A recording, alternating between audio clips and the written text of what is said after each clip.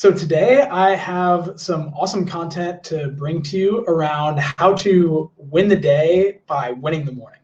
Last week we went over the importance of confidence, and I really had each of you dive in to your bigger vision. And I loved what we came up with. I hope over the last week you've put some more thought into what your bigger vision actually looks like and got more detail and more emotion around it, because today we're going to go over how that actually fits into your morning success routine and what the morning success routine looks like.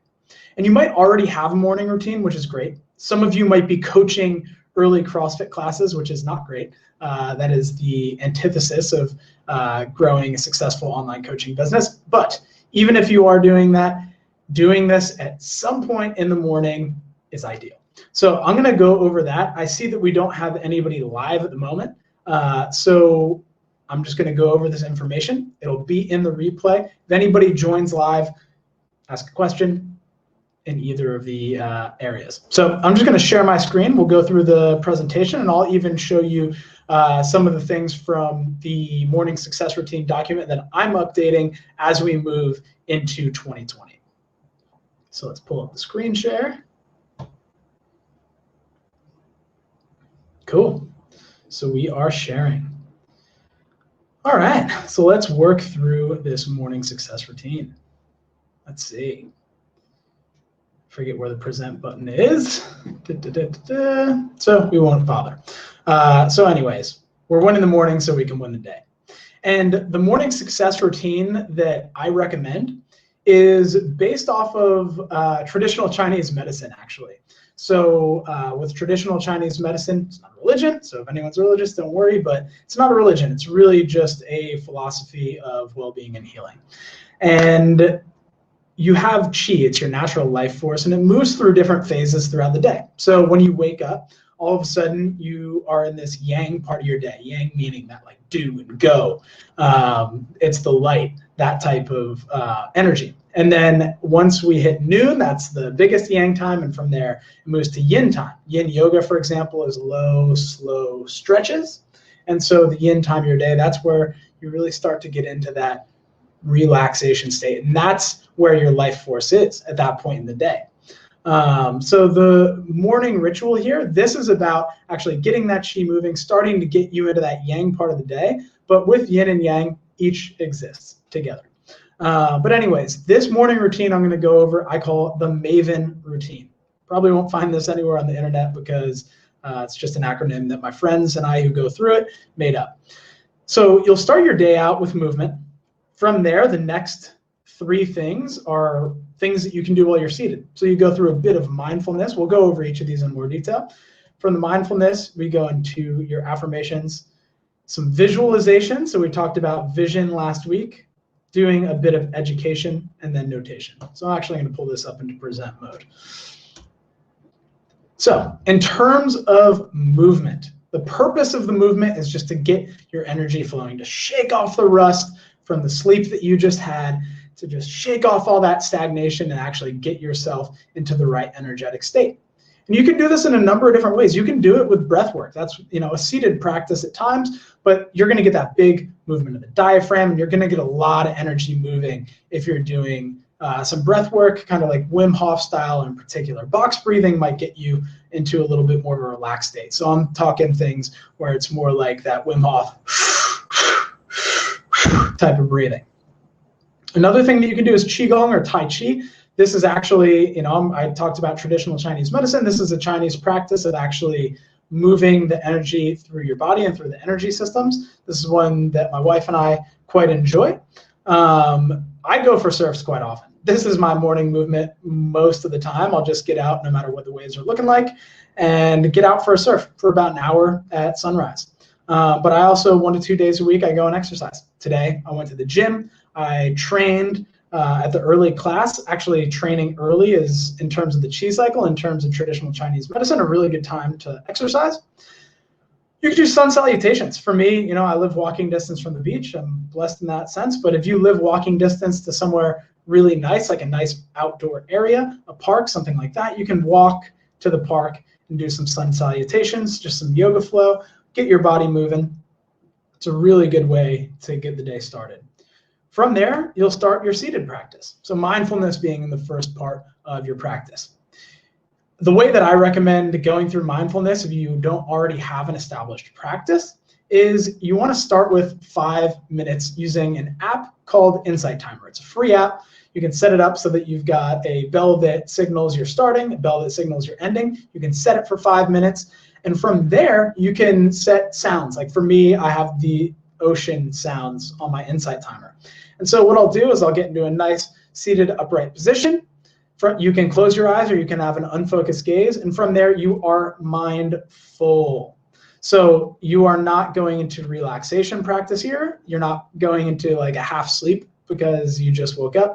You're going into a mindful state. And that doesn't mean that you entertain your thoughts. But the way that this works is as thoughts arrive, you come back to your anchor. So your anchor can just be focusing on how the breath is moving through your body, or it can also be the sound that you've put on Insight Timer. It might be, a stream, it might be an ocean, it might be nature sounds, whatever it happens to be. As soon as a thought comes up, you can recognize it and then go right back to your anchor. So change your focus from the thought back to that anchor point, whether it's the way the breath is moving or it's that sound. One of the ways that I found when I first started learning about mindfulness and some of these practices was actually just to sit next to some of the fountains. I learned this in university.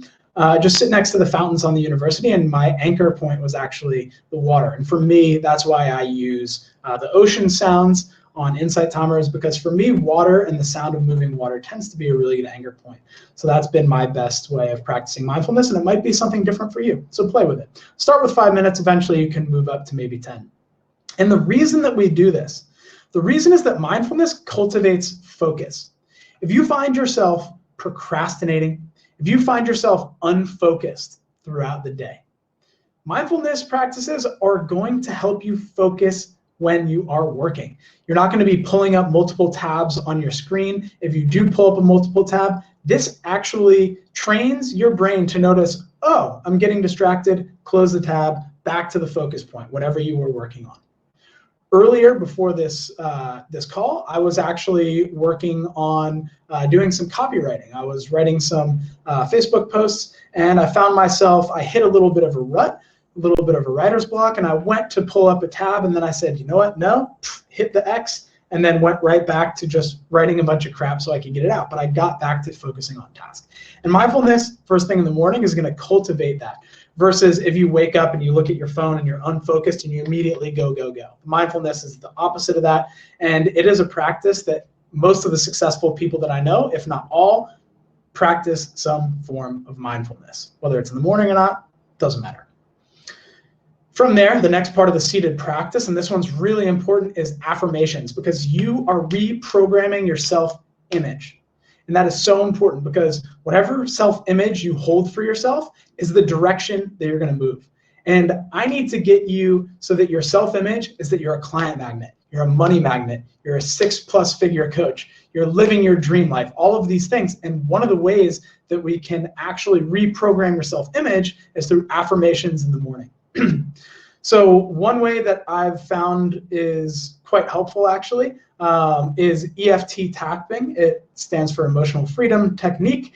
There's this guy, Brad Yates, on YouTube, who has a bunch of videos where he actually takes you through it. If that's a little bit too woo-woo for you, you can do a mantra. And it doesn't have to be like a chanting mantra or anything like that, but something like, I'm a client magnet. I love my clients. I get clients amazing results. I'm a client magnet. And you just go through that, and you're just reprogramming your brain with the affirmations that you actually want.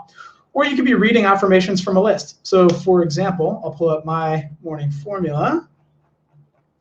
This is a new one that I'm creating here. I've just got a big old list of affirmations. I stole these from a mentor of mine, and I like a lot of them. So I'll just read maybe 5 to 10 of these as I'm going through the affirmations as well. Another thing which I'll talk about is you can actually write your affirmations down instead of just having a mantra. But affirmations are a great way, one of the most important ways you start reprogramming your self-image. And once you've gone through the affirmations, that's when we come into the visualization. So visualization is where you're coloring in that big vision. You're really adding more emotion, that's the color. You're adding more detail, that's the color. You're bringing more sensory input. Like if your big vision includes having a big house where you get to cook for friends and family, smell the food you're cooking. Know what the recipe is that you're cooking for your family when they're visiting. And visualization, this is not only where you're going to win the day, this is where you're going to win your life. But you're also going to visualize what the day looks like and what winning the day looks like for you. So one part of visualization is this idea of the theater of the mind. This is from Psycho-Cybernetics by Maxwell Maltz. It's an absolutely amazing book on reprogramming self-image. After I read it, it really changed the game for me and the way that I work with my clients. So whether it's you as a coach or whether it is nutrition coaching clients, if I can't get people to change their self-image, then whatever changes I help them structure in their life by information is just going to go right out the door when their crappy self-image points them in the direction that they were before they started working with me. So the theater of the mind, it's called the theater of the mind because, like I said, this is where you're adding color. This is where you're adding emotion. Think theater. You're really taking a second to actually watch the movie of what your big vision looks like. So, so important. This is one of the most important practices I go through in the morning. So it can help to combine notation. So right now, this is a really good opportunity to show you this. I'm putting together my 2020 vision. So right now, I don't even have a full vision. I've just got a few, since I just started again last week, I've just got a few little sentences here. And so by actually typing this out while I'm doing my visualization or writing this out, then I'm actually creating this imagery in my mind. And by being creative and putting it on paper, I'm getting an even better vision of it. So you can actually write down what the vision looks like and expand the story of it. So that's one way, especially if you have a little less time, you can combine notation. So the journaling with your visualization and your affirmation. So you actually want to take the time to visualize what your day looks like as well as the big vision. So big vision comes first. So we start big, and then from there we think, okay, what does a day need to look like? And so for me, I wish I had my notebook with me, but essentially I know what my tasks to do are for the day, and I know what my meetings for the day are the day before, because my calendar, nobody can book a meeting with me within 12 hours. So by the end of the day, I know exactly what my day is going to look like and what I need to get done. So I'll actually map out, like I'll do 5:30 a.m., wake up. 6:15 a.m. Train at the gym. 7:15 a.m. have breakfast. 8 a.m. go through some education, and then I'll just go through the day, and that way I can actually visualize it. So the day before I map it out, and then I look at that map and I actually visualize what that looks like and winning each of those tasks looks like. So you want to visualize your day, and I put details and emotions in all caps here because details and emotion, that is coloring in your vision. That's what's going to make it even more potent and even more likely to happen. And you need to do this daily. The visualization is so important. The affirmations of the visualization, if you do them daily, you're living life without a lid. We talked about this last week. If you just set your 1 year goals, your 1 week goals, your 1 day goals, well, you're going to bound those goals by what you think is possible in that time. If we are creating longer term goals, then all of a sudden the lid's off. And so if we go through this theater of the mind for those long-term goals, you're going to be creating this vision of life without a lid.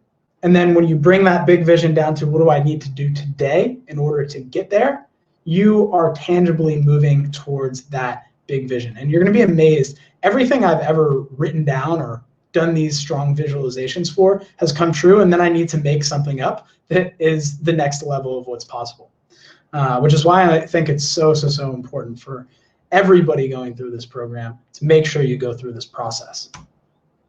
After you're done with the seated practice and the visualization, get into some education. For me, each week and even each month, I plan out, what do I want to study? What do I need to learn in order to expand? Right now, I'm going through a coaching mentorship and mastermind. So for me, my to study list is, okay, I know why I signed up for that. So each week I'm going to be digesting anything from their course material related to that. And then I'm also going to be reaching out to my coaches from that program and asking them what else I can be studying in order to get better at those areas. So you want to be dedicating time to your studies. The fact that you're going through this course right now, dedicate time to studying this course in the morning.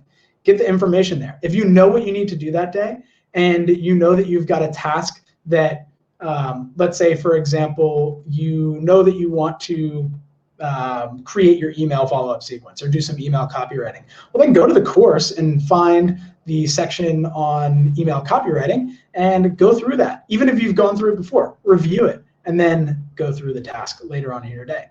You can also be listening to audiobooks or podcasts on the topics that you're studying. Reading a physical book is really nice in the morning. I know for a lot of you, you might be dealing with some imposter syndrome, or you might just want to increase your knowledge of the science behind what you're teaching your clients. So queue up some research papers. Go into PubMed. Don't do this the morning of. You don't want to go searching for these things in the moment, but maybe spend some time on a Saturday or a Sunday and just get into PubMed and search some of the keywords of the research that you'd like to read. Put them into your bookmarks, and then when you're going through your education portion in the morning, pull up a research paper, read through it, and then from there, luckily, you've got notation. So you can write down your reflections about what you just learned, which is really nice. Notation, which is really journaling or just writing down some things in the morning to close your practice. Notation, like I said, it can be combined with visualization and affirmations. So you can write down your vision. You can type out your vision. I like writing, but I've been typing recently. You can write out your affirmations or your mantra like that. You can get to a whiteboard and write it out. Do that thing that Bart Simpson always had to do, but instead of what he's not going to do, you're going to write down what you are going to do. You can do daily questions. 5-Minute Journal was a journal that I liked back in the day. They had questions like, what will make today great? And then I am grateful for. So you can write these things down. And something that I really enjoyed for a while was doing creative writing prompts, just searching for different creative writing prompts or thinking about a story or grabbing a quote and just creatively writing free flow from there. And I think this is really helpful because when it comes down to it, if you're running a business and you need to attract clients, you need to know how to write. And being able to write creatively is really going to help you, because storytelling is such an important part of marketing yourself. Telling a good brand story, telling a good story to your prospects is going to help you. So I think doing some creative writing prompts every now and then is really nice in the notation section.